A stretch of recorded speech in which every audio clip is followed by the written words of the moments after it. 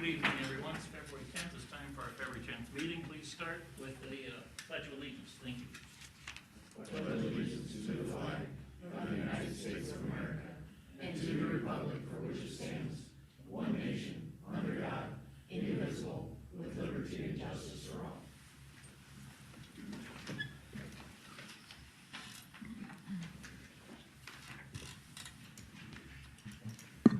All right, the roll call will show that everyone is here except Councilperson Jason Atherton.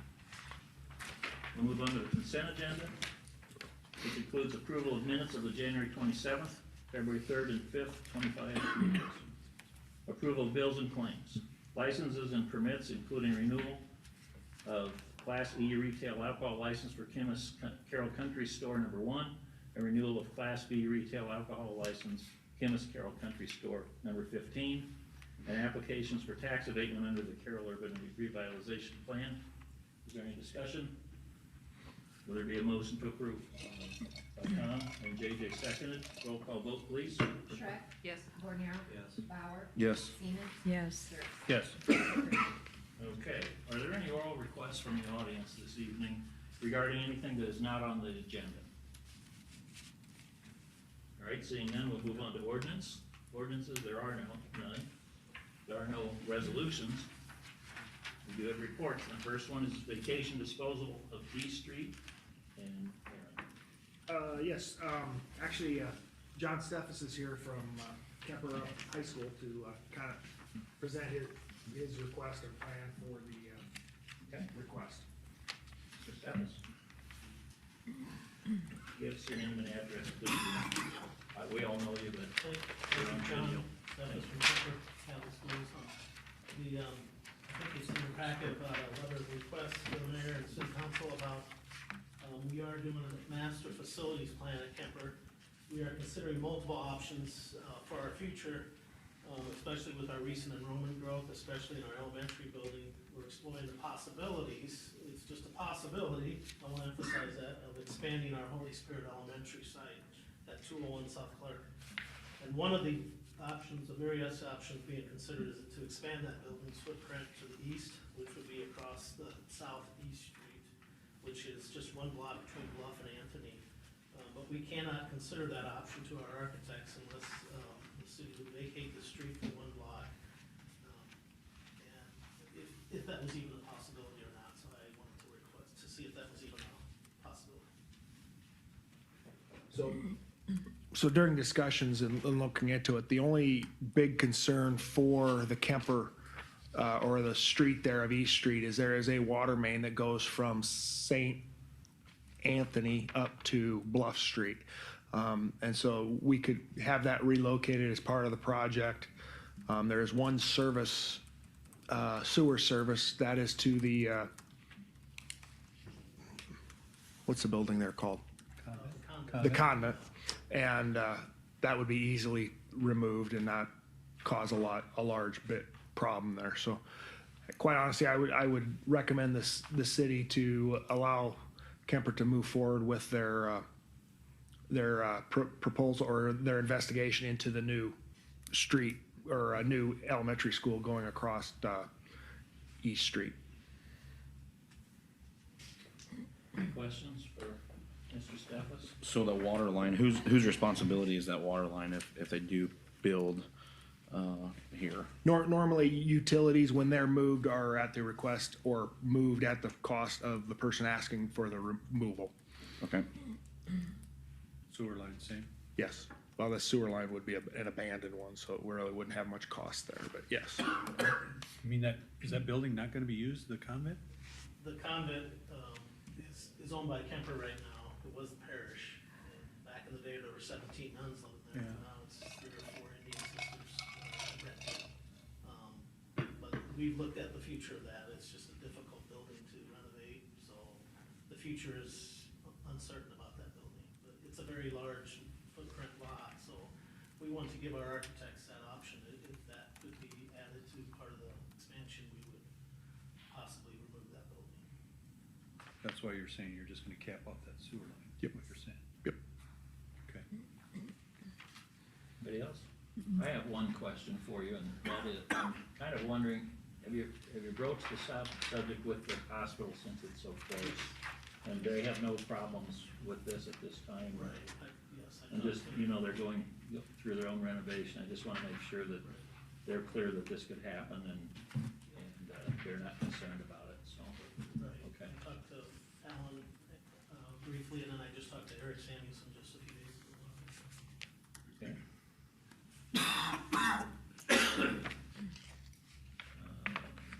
Are we voting on this, or?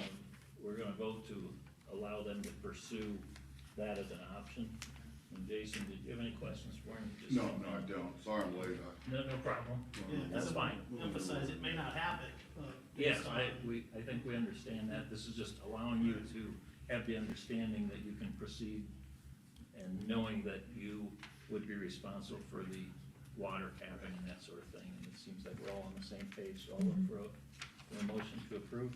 So moved. By Carolyn and Tom seconded. Roll call vote, please. Bauer, Yes. Atherton, Yes. Dirk, Yes. Schreck. Yes. Seaman, Yes. Ordinary. Yes. Motion is approved. Thank you Thank you very for- much, and I want to make a point to thank you for all the parks that our students use. Southside Park, our kids use during the nice months for physical education, for a picnic once in a while. The middle school St. Lawrence kids use Northwest Park, our tennis kids use Grant Park, and of course, our baseball teams use Carroll Tigers and Kemper Knights Merchants Park. I don't think we say thank you enough for that, and our Kemper students use your parks a lot more than you think, so I want to say a big thank you for that. That's great. Well, thank you for that. Yes. All right, we'll move on to a heavy-duty truck purchase, and Randy. Thank you, Mayor. In March of '22, there was an award of a bid put toward the purchase of a heavy-duty truck for the street department from O'Halloran International. That truck has now been delivered, and O'Halloran has also, not O'Halloran, Ascendance Trucks, the subsequent company, has delivered to us a purchase order that varies from the original purchase order approved in 2022. I've listed the comparison of the two in the information you have. Basically, the difference is in the base cost of the unit. It's been indicated to us that prices have gone up. This is a 2025 model year was delivered as opposed to the 2022 model year that was bid. And also there have been some required emissions standards incorporated into the newer unit, which also increased the price. The other difference is in the trade-in allowance. It's indicated to us that the city has had about 2 additional years of use of that truck and depreciation, so the trade-in allowance was suggested to be altered. Ryan Burkowski with Ascendance Trucks is here to answer any questions that you may have. Otherwise, I'd recommend your consideration of this request. The difference in price is $36,797, and it should be 33 cents included in there. Name and just where you work and, Ryan Burkowski with Ascendance Truck Center here in Carroll. go ahead. Like Randy said, just wanted to stop with the council. If anybody's got any questions, anything like that, I'd be more than happy to address. Just to verify, this was a truck that we talked about that had the two bids, the one for the 24 and the one for the 25. And I looked at Tom and said, there's no way we're getting to 2024. No, I knew. Okay, you're good then. That's all. I just wanted to verify. I just wanted to verify for Tom. Yeah, It's yeah. been a fun time. So we're expecting the same scenario on the next one. The next one I don't think will be near as drastic. Production lines have caught up, so your next truck will deliver a lot faster than this one. I can't give you an exact timeline of that yet, but I suspect that we will see that in the next budget year. So when this was bid, it was the assumption by you that it would come as a 24, correct? The assumption had come in at 23. 23. Yes, and due to production pushback and problems getting the truck, it didn't arrive until the 2025 model year. Okay, I understand. My only question would be the decrease in value of our trade-in. Was that not addressed at the time as whenever this would happen or not? That's, I don't remember that we addressed that simply for the fact that we didn't know exactly when we would get the truck. When we talked about that, we were assuming that we would get the truck in 23. Obviously, there's been a couple more years of use on the truck. That's why the depreciation in the trade allowance.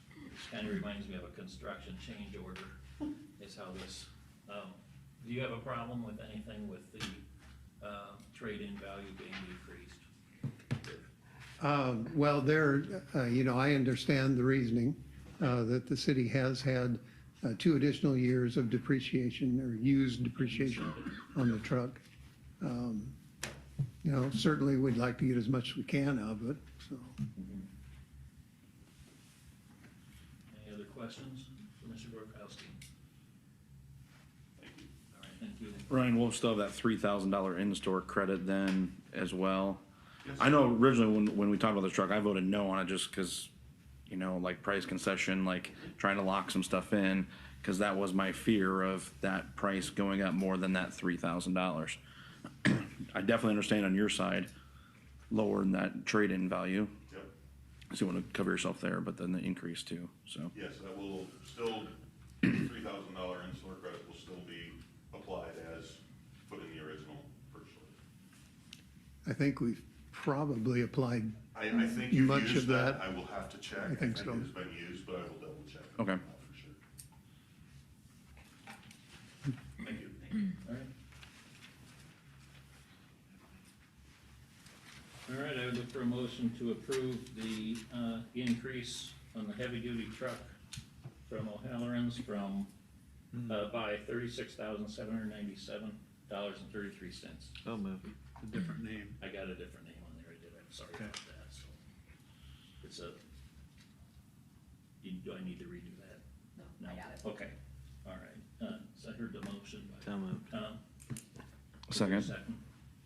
By Kyle, roll call please. Jerks. Yes. Bornero. Yes. Atherton. Yes. Bauer. Yes. Shrek. Yes. Seaman. Yes. Motion is approved. All right, next is CBD street resurfacing, 2024 change order, and Randy. thank you, Mayor. During construction of the street resurfacing project, we encountered some conditions that required additions to the contract, as well as those additions that have been discussed and approved by the council. They've now been included in a change order number 1 to the project. There is a detailed change order included with the information you have. In summary, it does include manhole reconstruction of a couple of manholes, a credit for that. The Great Western parking lot addition that was discussed and approved to be added to the contract. The number that's included, $7,022, is the difference in asphalt cost, unit cost for that parking lot. The total cost of the parking lot would be closer to about $77,000. That includes the bid price of the asphalt plus the additional unit price on that asphalt. A change in detectable warning panels that we desired, stabilization of the alley in Block 14. Of course, if you recall, that alley was added to the project for construction of about 110 linear feet of the alley. And this is the stabilization part. The paving part would have been about an additional $21,000. And the reason those two, that Great Western parking lot and the alley dollars are not included, this is a unit price contract. So we just included the addition, or added the additional units to the contract at the bid price. The last item was a concrete strength adjustment that was negotiated with the contractor at $19,584. net change order proposal is a decrease of $4,970.88, bringing the contract price to $1,789,749.07. Once again, it's a unit price contract, so the units will vary, or did vary, through the project. And so the final contract price will likely be different than that 1.789 million. So unless there are any questions, I'd recommend your consideration of approval of that change order to the street resurfacing project in the amount of a $4,970.88 deduction. So moved. Second. A motion, and Kyle, seconded. It was Tom on the motion, Kyle on second. Roll call, please. Seaman? Yes. Atherton? Yes. Dirks? Yes. Bauer? Yes. Wardenero? Yes. Shrek? Yes. Motion is approved. Okay, we'll move on to the next report, which is on the 12th Street reconstruction. And Randy? Thank you, Mayor. One thing, before you start on this, give me, if you're willing, a minute and a half on just explaining to people about brine. Okay, because I noticed it's all over the streets. I even had somebody question me about it. So how about an explanation of why we're doing this? Obvious because of this, but what do we gain by doing this ahead of a storm? Jerry, one question. If we go back, it's not gonna stop the project. Manhole reconstruction, right? This is a change order. I assume that you can see like a manhole, correct? Was it, this project was engineered? That's frustrating when you can, is it a credit back? That's a deduction. Oh, all right, you're good. No, okay, appreciate you guys. Okay. You gave me this Okay. one. We'll have that conversation on another day. Okay, yeah, brine. The brine that we use is a salt brine, sodium chloride brine, and it's obviously the sodium chloride dissolved in water, and it runs at about 23% strength in it. We purchased that brine by the gallon from the Department of Transportation maintenance shop here in Carroll. They give us a pretty good deal on the purchase of that brine rather than going to a market to get it. It's used in two ways, and what you see out there now is pre-wetting or anti-icing activity. It's placed down on the street when snowfall or ice last week was predicted to assist in keeping the snow or ice from bonding to the pavement. And then that way, if that bond is not created between the ice or the snow and the pavement, then the snowplows can clear it off pretty readily. Works much better in that respect. It can be placed, generally anytime up to 48 hours before a snow event. So it's, if you see them putting it down quite early, it's okay to do that early on the pavement. So basically, what you see there is for breaking that bond or preventing that bond between the ice and the snowfall. The other way that brine is used is after a snowfall. It can be used much the same as rock salt can, and we do that at times, use a brine to help break the bond, melt the ice or snow after it's fallen. It can be used that way. We don't use it as much. We do use it to pre-wet the salt and sand that goes down on the road out of the sanders. That pre-wetting helps the dry salt and dry sand, salt in particular. It activates it quicker, so it begins melting quicker, and it also reduces the bounce on the road that keeps more of it on the road rather than in the gutter. In our case, the gutters. On the highway, the case would be the ditches. So that's kind of the short story of brine. That's all I wanted. There's only one applicator? The Only have one cities? applicator? No, I think we've got a couple of them available. The one is the largest one we use. It's trailer mounted, just gravity fed. Well, with only one, it takes a long time to do the whole city, so you gotta start early. Yeah, it does, actually, yes. Mhm. Okay, well, thank you for that. Sure. Go ahead, let's hear about the 12th Street. 12th Street. Following last meeting's discussion on the 12th Street pavement width selection, additional information has been created and presented based on the cost. What I laid at your table, a map of the 12th Street project. I guess that was requested for your information.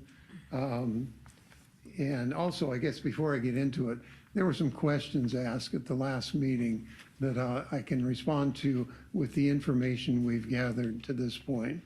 One question was it revolved around breaking the project into two projects and getting funding for both.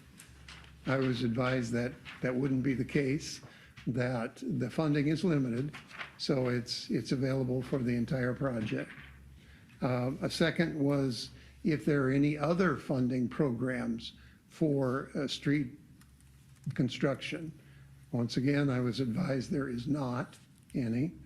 Funding programs for pedestrian accessibility. Again, advised there are not any funding programs for that. The last question revolved around additional STBG, Surface Transportation Block Grant funding. Currently, the city's approved for $800,000 for use in this project, and we have requested, after discussions, the maximum that we could, another $200,000 for that. That has not been approved yet. It's not been acted upon yet, but it is under consideration for increasing the funding to what would be $1 million for it in lieu of $800,000. So that's an update on that to date. If there are any questions, I can try to answer them. Otherwise, the additional information that has been prepared, provided to you, included some options and the cost of those options for those pavement widths. Just briefly, the option 1A, 28-foot width, that's a city standard. That would entail no on-street parking and use of existing sidewalks. And the relative estimated cost for comparisons only is about $873,000. Now those costs include the pavement, the subbase, whatever sidewalk is included, in that case none, and then culvert extension if needed. Now, certainly there are other items of construction necessary, but these costs are just for comparison of these options.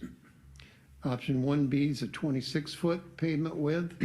That is acceptable to the DOT, but no on-street parking would be permitted, and use of existing sidewalks. That cost is estimated at $811,000. Option 2A is a 31-foot width, which is a city standard width, which arterial streets in the city are required to be built to in subdivisions. A design exception would be required through the DOT or from the DOT for allowing parking on one side of the street. And we do have some experience with that. When 18th Street was a portion resurfaced, a portion diamond ground, we didn't change the curb lines, but the DOT did approve a design exception for us on that 31-foot street to allow parking on one side of the street, which exists now on the portions of 18th Street. That 31-foot width would require an extension to the existing box culvert, and sidewalks are proposed to be replaced as needed through the corridor. And that would be at about $1,064,000 estimated cost. Option 2B is a 34-foot width pavement. That width is approved by the DOT or accepted by the DOT for arterial streets with parking on one side. That would also require the box culvert extension and sidewalk replacement as needed. That would be $1,160,000. Third option, 28-foot back-to-back pavement designed as part of the complete streets policy. That would allow parking on one side of the street, a replacement of all sidewalks for pedestrian. That's part of complete streets, is the pedestrian accessibility. And then addition of some sidewalks in the areas, some areas of missing sidewalk. That option at $1,002,000. Unless there are any questions, I'd recommend that you select option 3, the complete streets option. It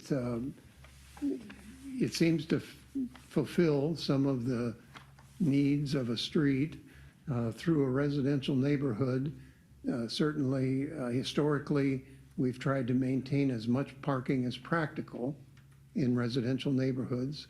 This would allow for parking on at least one side of the street. And then also under this complete streets design, it would address the sidewalks and making them accessible throughout the corridor, actually. So it solves a lot of the questions on the project. It's expensive, but it does that. If you have any questions, Cody Forch with McClure Engineering is here. He can answer questions that you may have also. So that's all I have. I only have one. The current width is 28 foot right now. It varies a little bit. Some of it's 28 and then some of it's narrower than 28. And you said High Ridge was how wide? High Ridge is 28. 28. Randy, would this do away with our entire ordinance, street ordinance, as it stands now? Or will the no parking on one side be consistent throughout the entire length? I mean, I've driven it a few times and it's, you know, it varies so much throughout the whole length of the project. And number 2, about the sidewalks, will the owners be assessed to pay for the sidewalks? Okay, number 1 first. Okay, thanks. There's currently parking is restricted on the one side. I think it's the north side, on the east leg of it. Yeah, I'm reading the ordinance, Yeah. yeah. And then it's kind of variable on the east leg of it.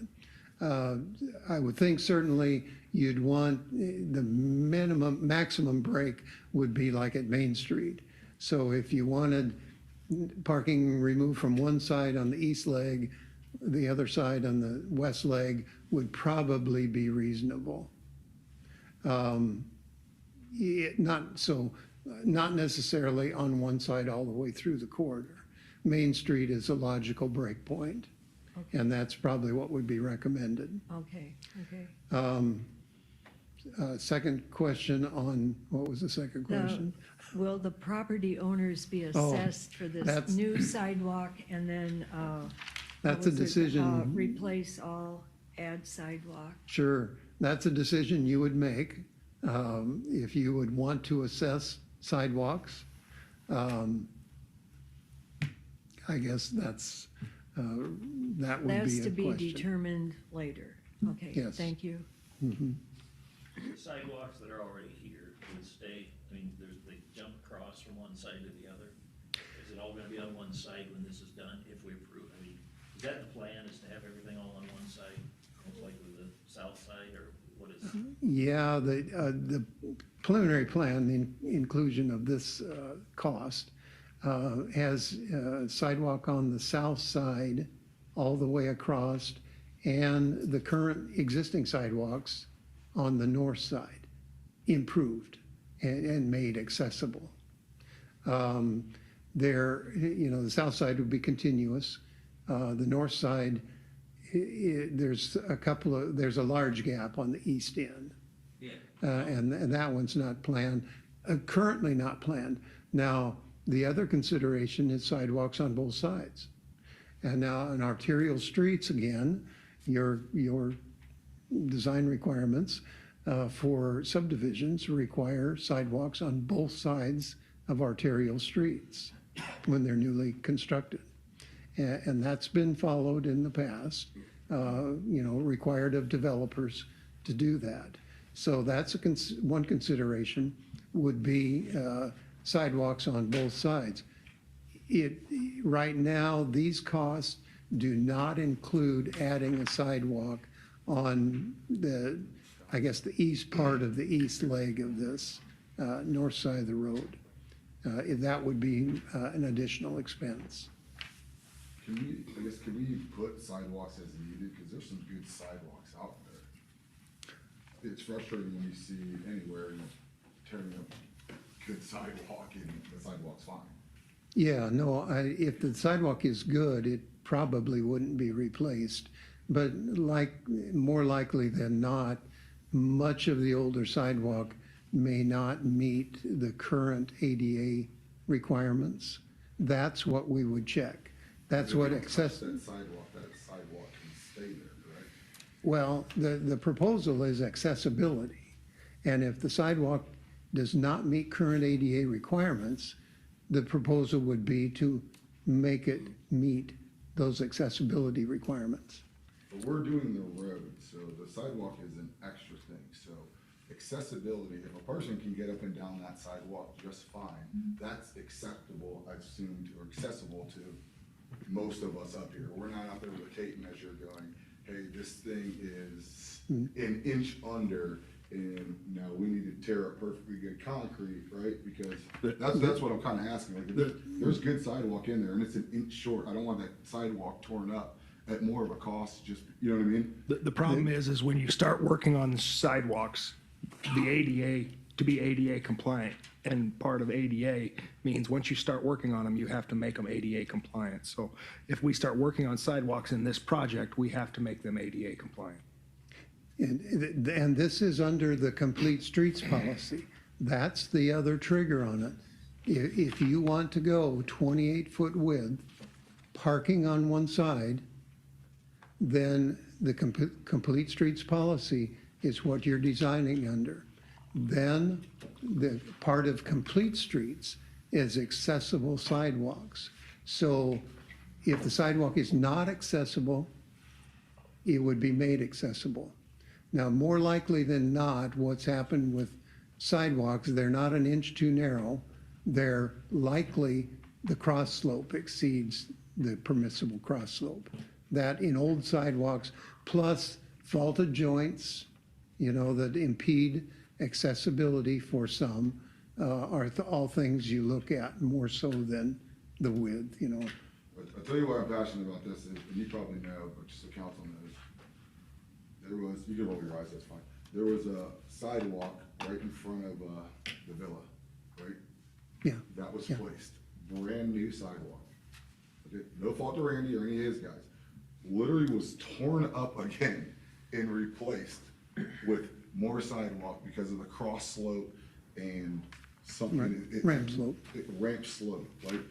That sidewalk was 100% fine, but somebody, through whatever we were going through was a half an inch slanted this way instead of that way, right? They had no bearing on anyone, and that's just money, like to me, and that's why this sidewalk, you know what I mean? If it is accessible sidewalk, right? It is a sidewalk that you can access up and down, you know what I mean? We have taken it to the term that we're tearing up brand new concrete or sidewalk that's perfectly fine and saying it's not acceptable because of a cross. It leans that much over, which I'm just not interested in. Does that make sense? I'm trying to prevent that from happening. I understand. Unfortunately, that's the ADA. If it does not meet cross slope, it's not accessible under ADA. Federal law, we have to. In your particular case, we discussed it at length, of course, and nobody wants to replace brand-new sidewalk. But that one, I can tell, let the rest of the council know the history of that. It was removed and replaced by, I think, the gas company when they went in there. And they replaced those ped ramps in that northeast corner of Carroll and 7th, right out here, did not consult the city for accessibility. They just went in, put in concrete, and it was not compliant with the ADA. Now, they're under the same federal law that the city is, but they did not comply with it.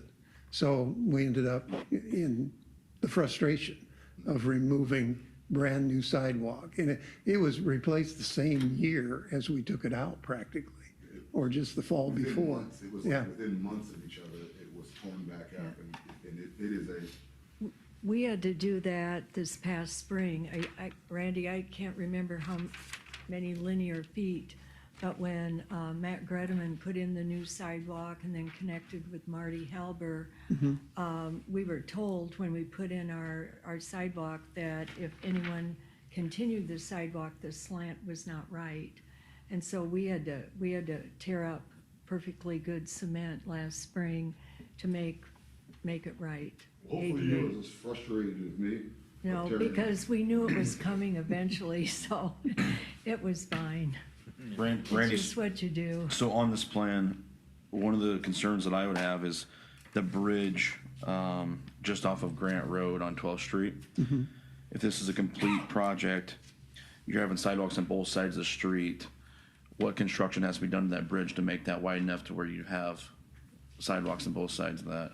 And if there are sidewalks placed on the north side of that, the south side appears to be okay. It's got the head wall separation from the back curb. The north side is fairly narrow. It's more in the range of like 6 feet from the back of curb. That box culvert would have to be extended. Is that figured into this price? It is not, no. No, like it said that the easterly segment of this project does not have included additional sidewalks on the north side of the road.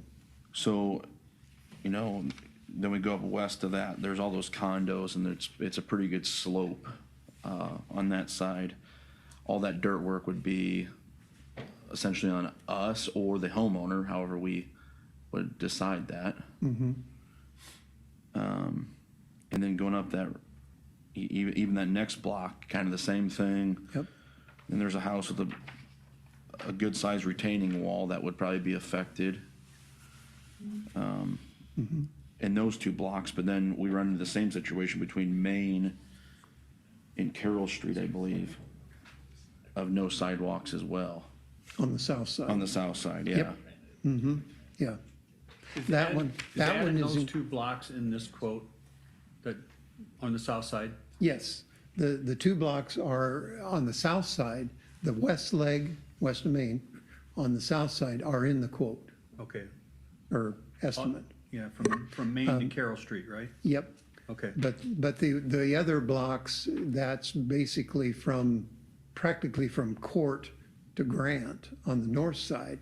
Those are not in right now. Do we have to have a sidewalk on those?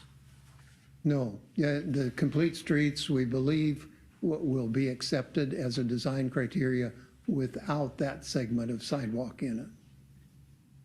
The north side, on the east segment, Sidewalks would not have to be added to that section, is what you're saying? we don't believe so, no, that's. And Cody's that here would too, not, he can- that wouldn't affect any federal funding?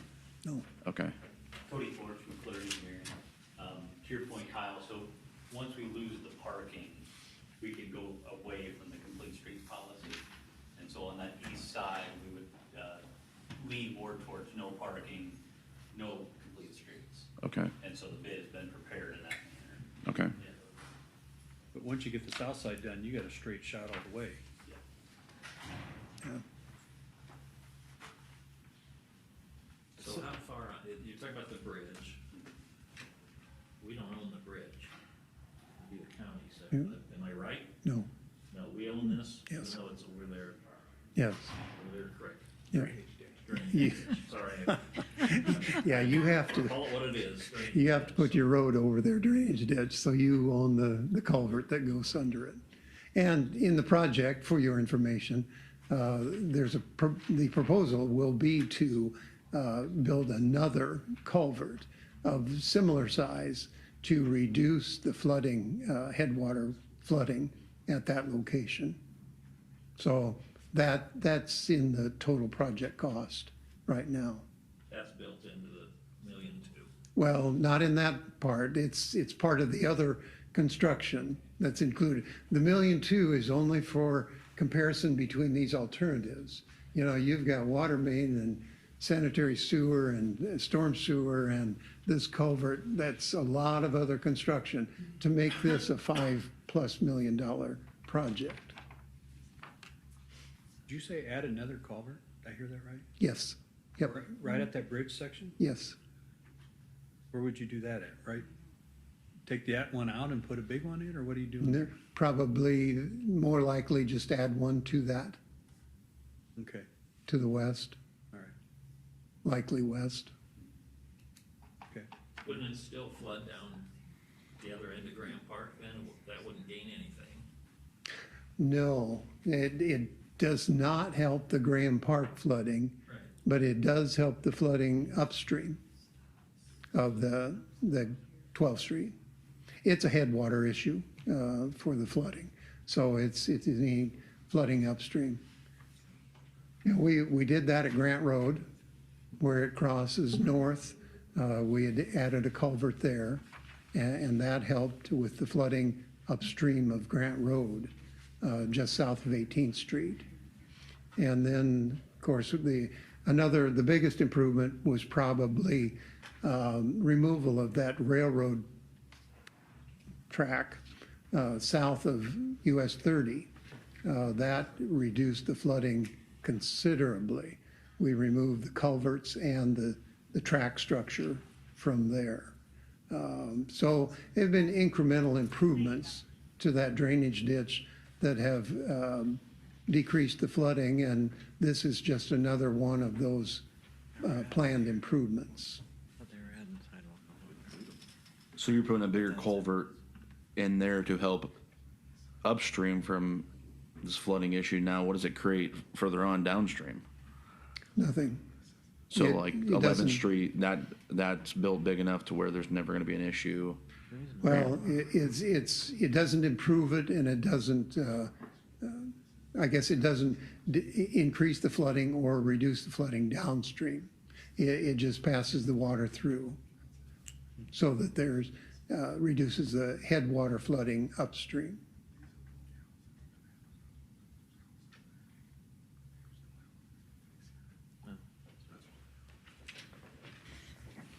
Anything else, any other questions for Randy or? Sorry, I didn't write your name down.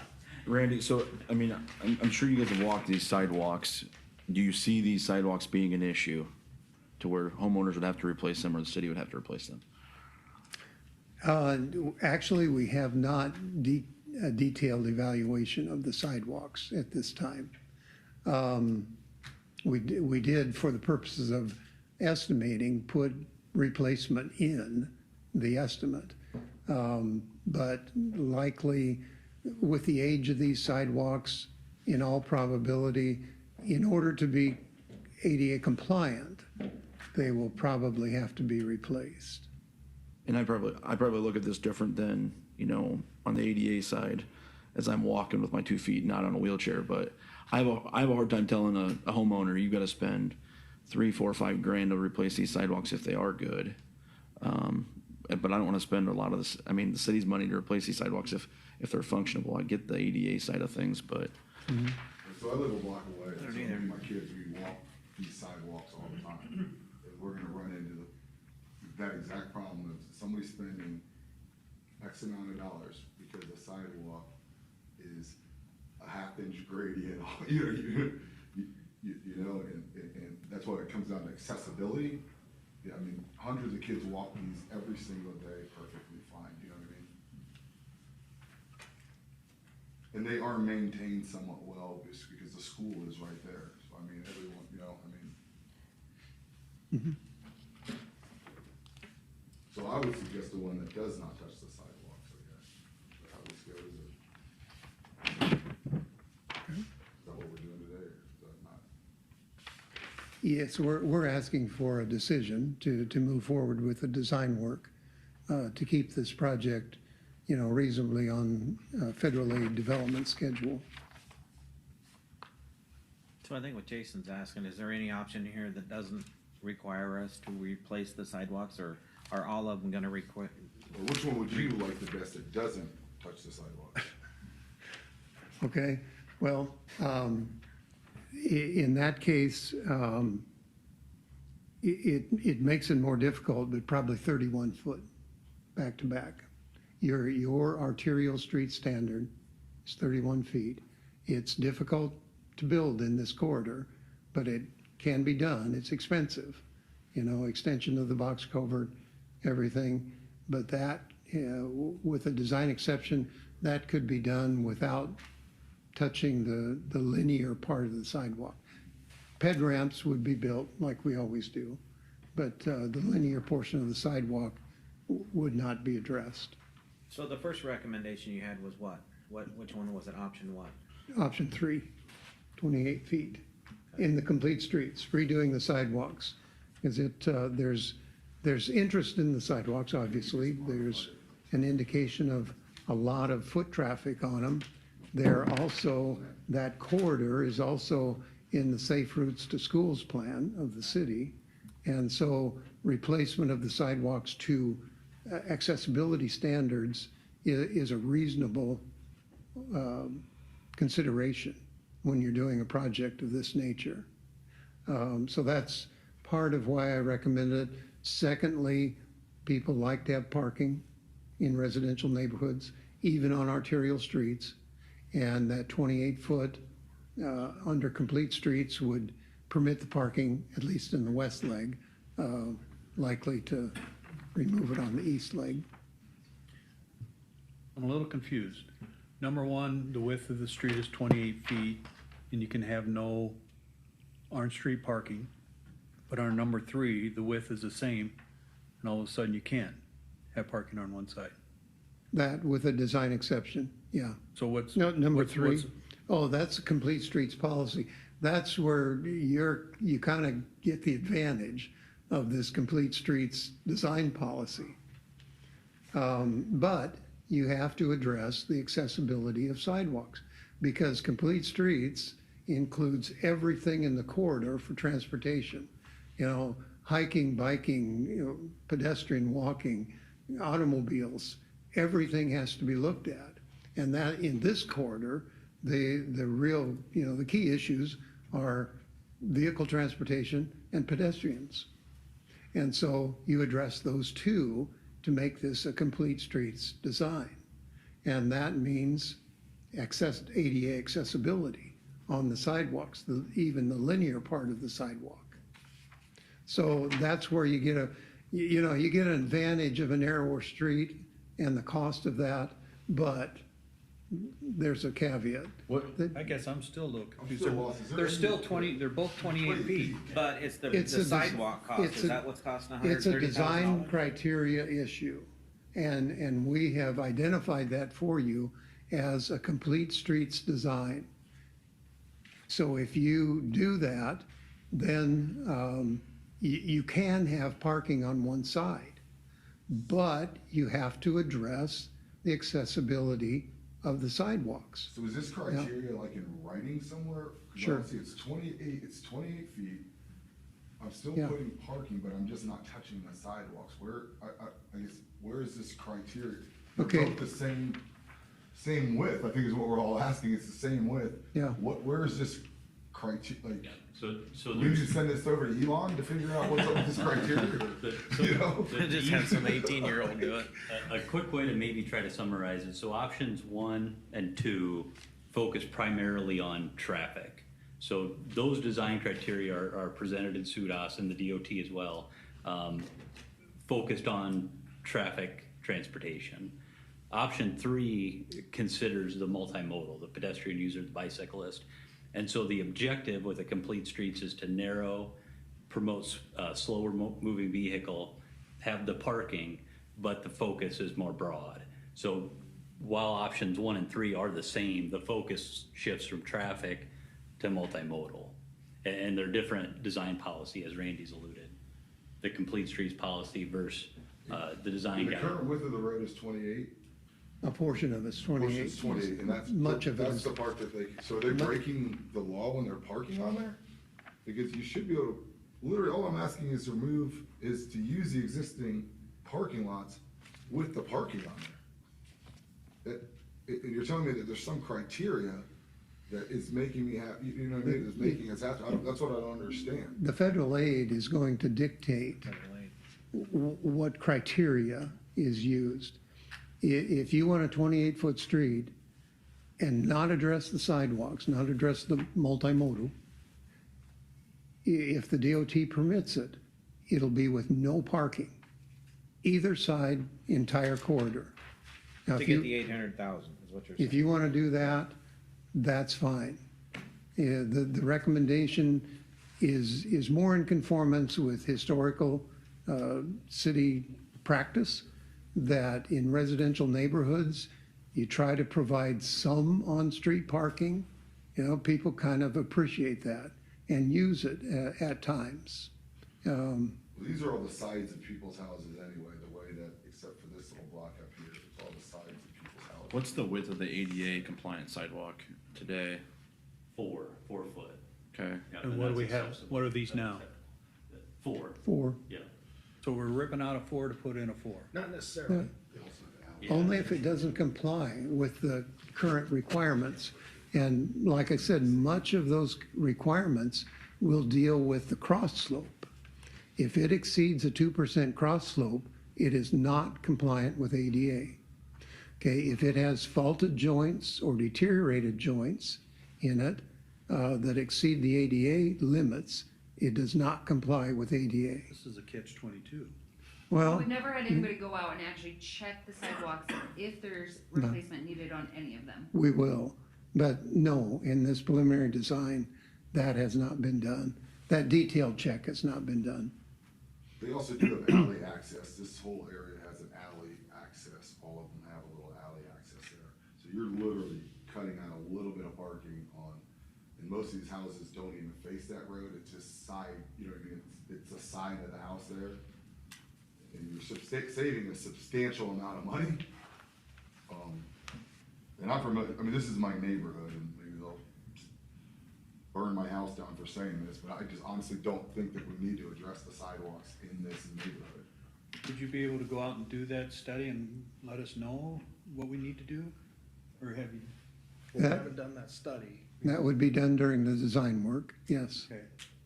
But you're asking us to make a decision without that done. It's a decision based on accessibility. You know, if it's not accessible, it's made accessible. That's the requirement of the complete streets. And Why is 2B listed as sidewalk replace as needed? Like, that answering Jason's primarily, that would be the ped ramps. The ramps So likely all have to be what replaced. makes that different than, It's a 34-foot pavement. it's what? It's a 34-foot pavement. It's wide. We don't have, Wider, so they don't require us to look at the sidewalks? Constructability is the issue. If you go from a 26 or a 28 today to 31 or 34, that curb line grows. And so there's sections where that sidewalk is close, where it'll have to be removed, replaced to accommodate a paver. as needed. Yeah. So if you put in a 34-inch street, do you still have to have that gas or grass strip between the curb and the sidewalk? It's not a requirement, it's a preferred, to provide some comfort to your, Because if you do 34 feet, you gotta use, if you do 34 feet, you gotta move utility poles and everything. Oh, yeah. likely on most options, pole location may be a requirement to get your paver through. Yeah. You want that border area between the back of curb and sidewalk.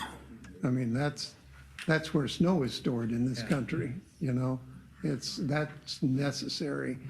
Curb walks in this climate are just not practical, because if you plow a windrow of snow onto a sidewalk, it's not accessible, and you would have to make it accessible. So then you end up plowing the sidewalk.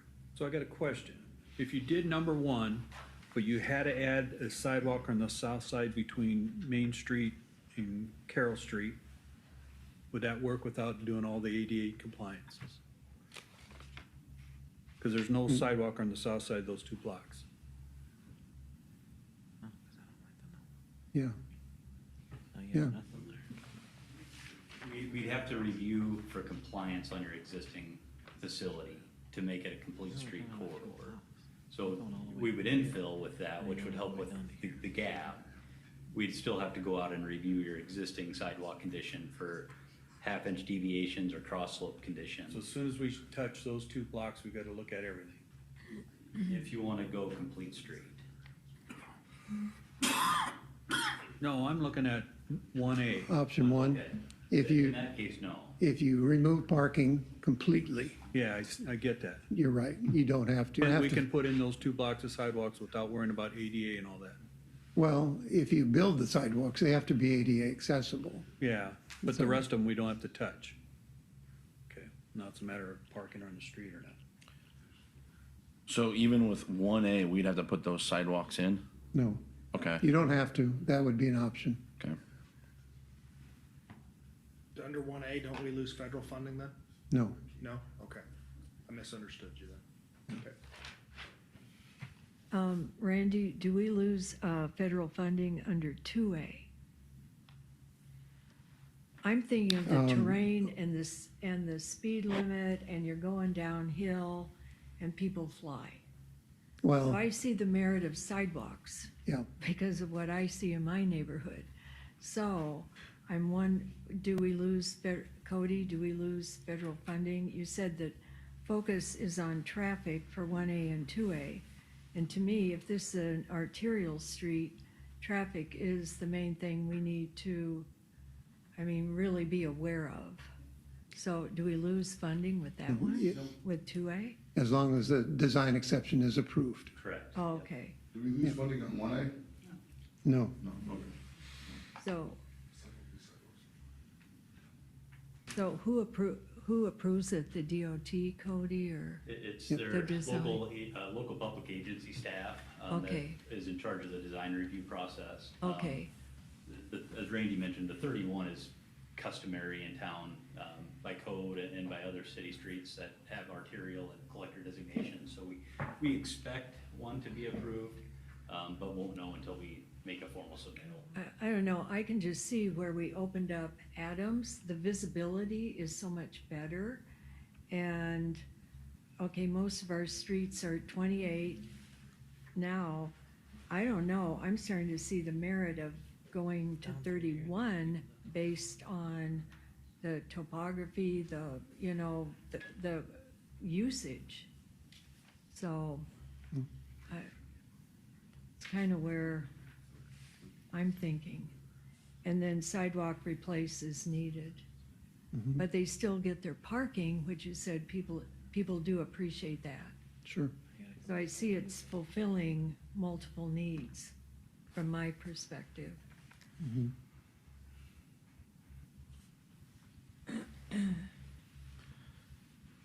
We're gonna run into this in the future where we're looking at sidewalks. And this, quite frankly, the city can't afford to pay for that for every road project we do. When you're talking multiple blocks at a time, so then, I remember when we did Adams Street, we talked special assessments, and obviously that got people in an uproar, but, where do you draw the line at on these items? Good question. There's no hard and fast line on those. It's whatever, in my opinion, it's whatever you believe is right. In this case, the reason the recommendation was as it is because this street is not only for traffic, but it's also on the Safe Routes to Schools plan, which many streets are, but an indication that there are quite a few users for it. So say Adams, they build a new school like they've talked about. Does that change this at all? The safe Yeah. roads to school? Likely, if there's no attendance center there, So- yeah, that, I mean, you we know, could be a probably year down the should. road or 15 years down the road on that, but yeah, Yeah, Yeah, that's a good it's- point. I just have a hard time ripping out these sidewalks. If we've gotten by with them for the last 50 years, I sure. mean, most of us aren't gonna realize a 2% slope, I wouldn't think. But you're also not letting people park in the street then. Either how many, Agree with that either. Yeah, Yeah. what is our parking on 12th Street right now? Right now, Like, where is it allowed? oh, okay, it varies, An hour. it varies through the corridor. Yeah. It's removed from the north side for the entire east leg, from Main to Grand. I think it's taken off on the north side, and there's a block of it off on the south side there. So there's no consistency at all. No, on the west leg, the first block between Main and Adams, there's no parking on either side. And then west of there, there's no parking on the south side, I think. So through the years, it's just flip-flopped around with different ordinances, and we'd, like to see it uniform, but it's worked the way it is now, so, it's not necessary to change it. Keep it the way that it is, so we have to change. Okay, depending on the width you select, you'll be able to have parking on one side. I just think about not Grant, 12th and Main, when I come up that slope in the morning, and how difficult it is to see up and down Main Street, specifically at that intersection sometimes, Westbound, westbound. okay, And just knowing that you potentially are gonna put a car on that south side of that road, like, I don't, a parked car. Right now, it's prohibited within, I think, at that location, 30 feet on the south side, no parking on the north side. that would be my question, are we gonna continue to leave the no parking areas if they were put in place for safety reasons at those intersections and continue to leave them as no parking areas? I mean, they were Yeah. put there for a reason in the Yeah. beginning when those ordinances were written. It's entirely up to you, and it's certainly okay to do that. That's, So from here to corner parking, like you're talking? I'm talking more than just here at corner, like, I mean, this is a hilly road, right? So if we do this project, right, at the 2A, and then can we cause an ordinance that people can park on that block?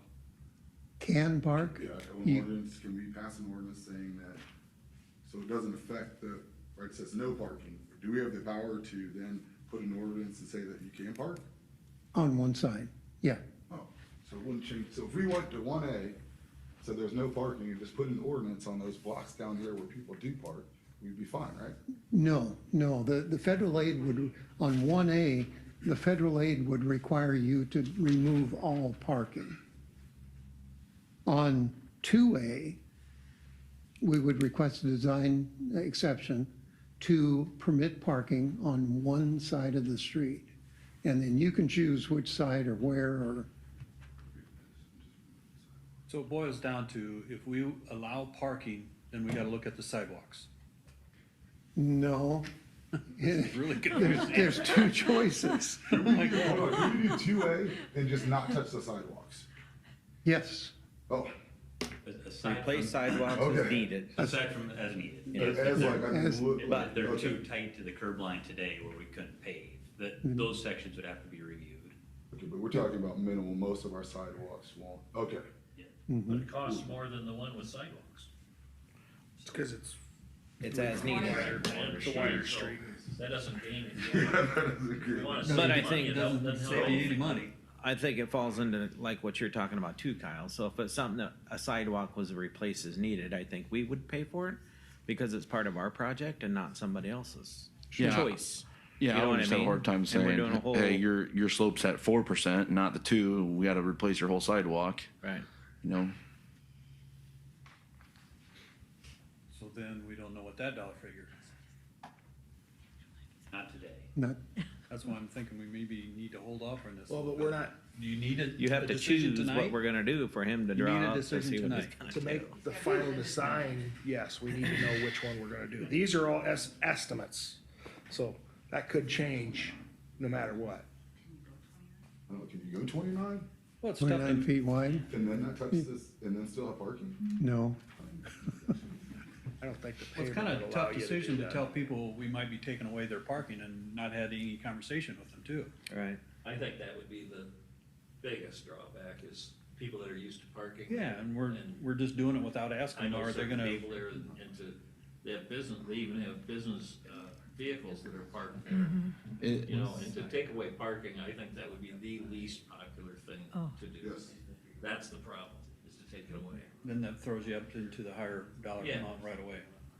So what happens if this gets pushed off for 2 weeks, till our next meeting? No, it would delay it'd delay the letting by a month. It's not gonna help to It- delay it. Because we have a deadline for submittal within the next few days, and the width is part of the submittal. So if that deadline is missed, we move it back a month for letting. Move back a month, or? Oh, Hey, so Randy, can we do this? If we say we went with 1A with an option for the third one, I mean, are you sending this to the government for them for approval for the funding? And the only reason I'm hung up on the sidewalk thing is I look at Pleasant Ridge Road, which I remember the sidewalk coming in 150 grand and we're not near this length. So if it's something that's gotta be all replaced, you know, then you talk probably $1 million in sidewalks. Okay. That's my only hang up on that deal. I definitely see the value of safety, but I mean, if this was a special assessment and put on a homeowner, we're gonna have a room full of pissed off people. They're gonna be madder than taking parking away. So, This is a catch 22. so if we went You with do the number one, three. if we went with the 1A, is it an option to have 3? You know, go to 3? Is it an option to go to 3 later on? Once we know, for me, I think the holdup is just how much sidewalk are we talking about? The submittal that's due in a couple of days would probably need to address not only that width, but if you're going into complete streets, identify that as part of your design criteria. but you said it doesn't affect our aid money at all, so therefore, I mean, basically, it's out of our pocket at that point anyway. So it shouldn't, Which is, so our aid is $800,000, I believe, on this thing, right? yeah, with the So we look at request it's the of, same width, right, of 1A and 3. We submit at 1A, and we're still requesting the 800,000, and then at that point, we can be like, if there's a huge ruckus about it, the rest of it's all out of our pocket anyway. But you So, still gotta do the Cody- design work on it. yeah. What do you need, like, before, do you need the width of the street is the main thing you need right now? Over what you're gonna do with the sidewalks? So the submittal that Randy's referring to is a concept statement, which lays out your design parameter, your street width, bunch of other little criteria that go along with the project. So you have to identify proposed width with the criteria at this point. That's due next Tuesday. To Jason's point, if we miss, it's a month-to-month thing. So we would go from, I think it's an October proposal letting today to a November, so on and so forth. But if we went with 28 feet, can we make this and then make decisions on the sidewalk later? Because we have the width. We could, an option would be to consider 1A with the criteria for acceptable street width for the road design guide. And then if we wanted to review for parking, we could amend the concept statement at a later date. And that wouldn't put us behind on the bid letting. Likely not. So then if we We make just answered parking, our question. we need to then do the sidewalks. Correct. So if this bid is getting let in October and it gets pushed to November, they're not starting until next year? I think it might be December, Yeah. pushed to January. That could be. you want to, and that's fine. They won't start until next year. But you also want to hit a decent bid date to get competitive bids.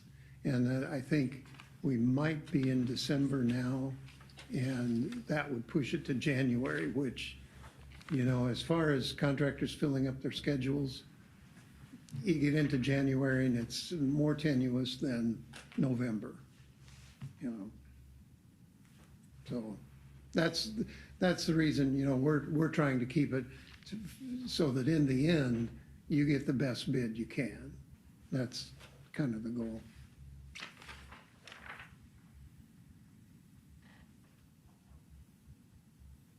I mean, I'll make a motion for 1A and then with the contingency on if we have to switch over to the sidewalks coming out of our pocket regardless. The only thing with 1A, you just take the parking away from the people though. That's the But I problem. just put in that contingency there of, you know, If you do it on 3, if we have to go to 3, I So- mean, just for submittal purpose, let's do the 1A. If it becomes a huge ordeal, then we can look at the sidewalks. Can I go back to something you said earlier? Eventually, we're gonna have to replace that culvert in the future, right? No, you can still discuss. the culvert that's there will remain there. In this total project cost, Right. we have an additional culvert to build as part of this project. So the new one would be built, the old one would be used. Are there any merits that we're not considering if we went to the 31-foot option, which allows parking on one side and sidewalk replace as needed? Any merits to wider? There are a lot of trees. Would trees need to be removed? There, But as far as safety, if it's about traffic, it's about safety.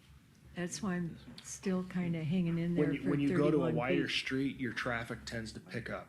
The other part of that is if, as you widen your street, now you've got to go look and see what electric poles and stuff like that are in the right of way. So we 'cause may those have all have to be more moved. obstacles. Correct. Is that right? Yes. Moved Okay. electrical poles is not in this bid. no. It's not in the bid, and The estimate. It's per not the a bid. franchise agreement, generally, those relocation costs are borne to the utility owner. We haven't done utility coordination yet, but that's generally been the policy in the city. That's nice of them. And likely they would have to be moved under practically all alternatives. Because they're close to the curb right now. That's the catch, 22. I said there's a catch-22 Yeah. in this. I don't know. You got a motion to. Oh, there for- is. You got a Motion for motion on the 1A. floor for 1A. With what, you added something to it though, Jason. I had the parameter that if we need to openly go down to 3, I said 1A just for the submittal process, and we can kind of see how big of a deal it's gonna make for those people not having parking. That's kind of where I'm leaning to. That does allow people to give some input before we, Yeah. Just so you can stay on your time frame, and then we can work out the sidewalk thing later. You're gonna be, I hate kicking the can down the road, but. Well, I think I will it's second important for that. people to say. So we I will have a second first and a Jason's second. proposal. All right, then we have a Jason for a motion, I'll and second Lorraine it. seconded it. Roll call vote, please. Bauer, Yes. Atherton, Yes. Dirk, Yes. Seaman, Yes. Shrek. Yes. Ordinary. Yes. Motion is approved. Thanks, Randy. I know. Sure. There's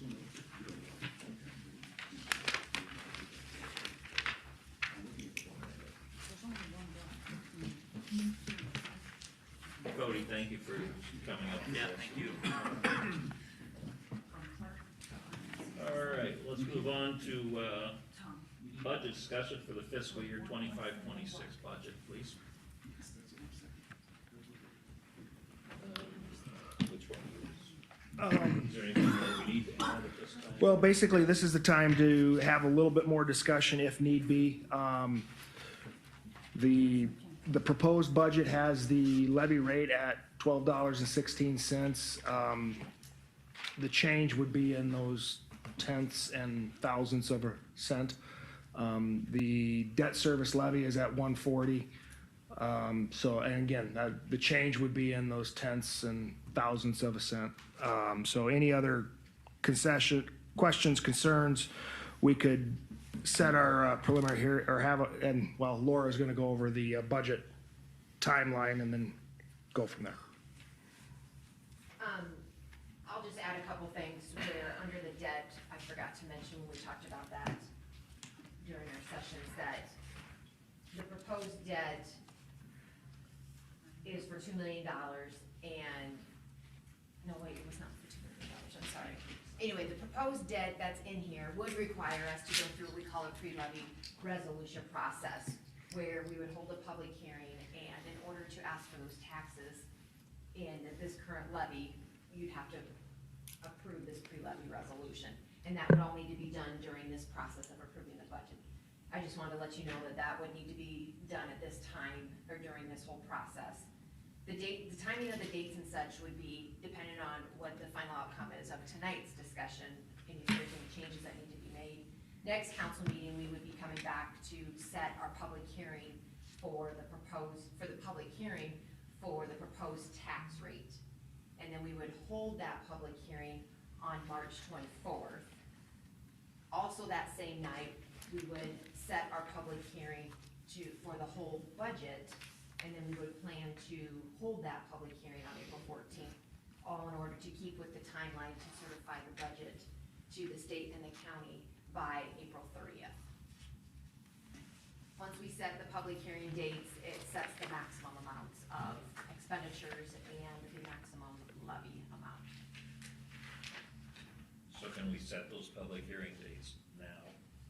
We'll bring the information back at the next meeting to set those So dates, that's but not tonight late. is a time for discussion. All the departments have talked about their operations, their requests for capital purchases, not only like what we call the smaller reoccurring capital purchases, but then the bigger infrastructure capital projects. So this is the time to, if there's any changes you wanna see made, to talk about that.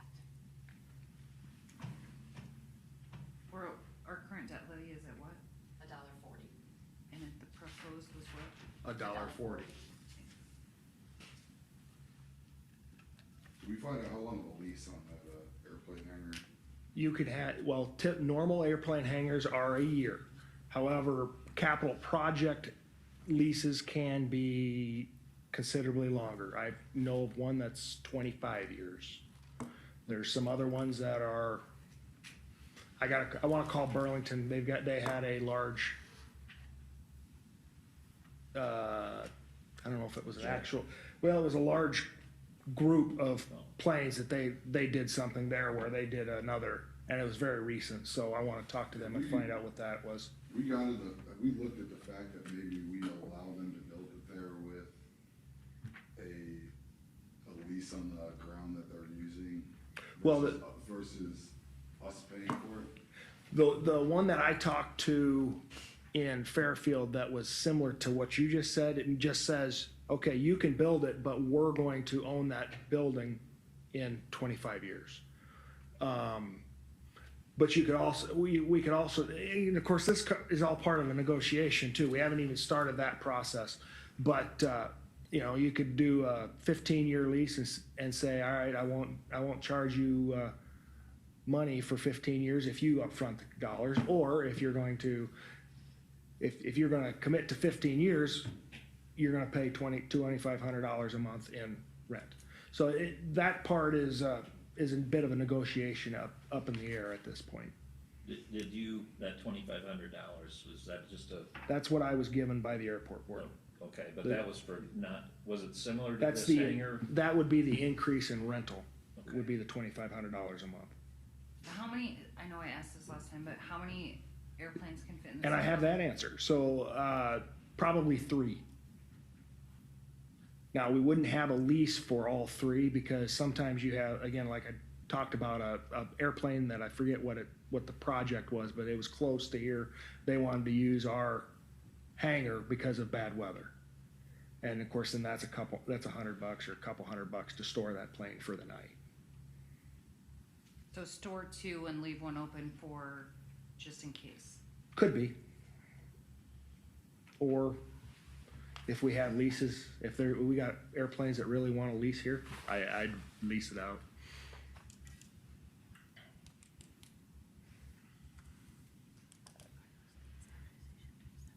Anything else? I guess I kinda wanna talk about the fire department truck. Can we find out how many calls Dan is going on during the day that he's required to drive his own vehicle? to those Days calls? and nights with the command vehicle. Yeah, we can have him look that up. Cause like I said, a lot of times he's going on the call as the fire chief and disregarding the truck. Disregarding having those people come to the station, gear up and go. Do we have can we find out exactly how many miles we've paid him in a year on average? Is that? He gives Po- us allowance. Yeah. Okay. Policy is if you're I thought driving- he talked about that he doesn't really always even report his miles, and I thought he must keep track of it. He keeps track No, he of, doesn't report his miles because he gets a flat dollar amount a month. Okay. I guess the other thing I kinda wanna know about the truck is, are we fully equipping it with lights and radio equipment? that would be the plan at this point. As a command is vehicle, part of- that is part of that dollar amount. Isn't that what Brad's is? It's all fully equipped? Yeah, but I mean, I Brad believe so. uses his traffic stops or calls all day. That's why I wanna know how many calls Dan is going on. Well, he would have it during the day as well, yes, during the Right, working day. right. That initial $6,000 that's coming for this airport hangar design, that's coming out of the airport budgets, right? Correct. Okay, cause I can see this, I'm foreshadowing, well, you already spent the design, I wanna make sure, you know what I mean? I'm foreshadowing how this has gone in the past of, well, you already spent $6,000 on design, and we have, you know what I mean? I hate when we do that, and then we're stuck, so this is coming out of their funding that Operations they budget. that they already have received, and they have monies left over. Okay. Operations budget, yes.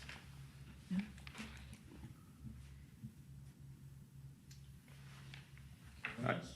I will get those numbers for you, Okay. for the calls for service for, Dan. Imagine you might have one today. That's a Big- pretty good big sized fire. fire today that they were. Any other discussion about that topic, or should we move on? Come on. All right, committee Okay, so then I'm reports. gonna proceed with the way the budget is presented at this point. If there's not be any changes, I'll prepare the required documents that the state would need and bring that forward and walk through our steps for public hearings. All right, Okay, thank you. all right, we'll move on to committee reports, we can read those on our own. Comments from the mayor, none this evening. City council? And city manager? I don't have anything this evening. Okay. With permission, we'll move to closed session for Iowa Code 21.51J, potential purchase of real estate. So authorized. Okay, is there a motion to do this? So moved. Second. Tom and Jason seconded. Roll call vote, please. Cordero? Yes. Shrek? Yes. Dirk? Yes. Seaman? Yes. Bauer? Yes. Atherton? Yes.